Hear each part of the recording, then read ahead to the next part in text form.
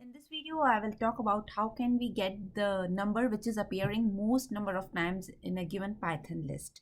So I'm on my VS Code here and I have taken a list of numbers and you can see that few of those are duplicates. Now you want to know which number is occurring for the maximum number of times. So how can we do that?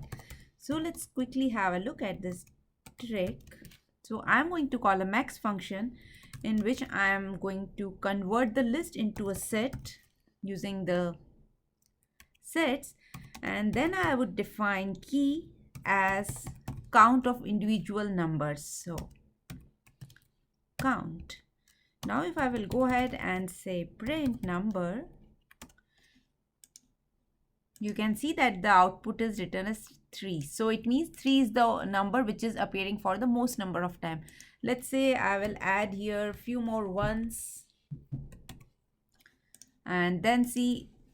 So this time you can see that we got the output as 1. So this is the trick, or you can say easiest way to find out the maximum occurrence of any given number or any given item in your Python list.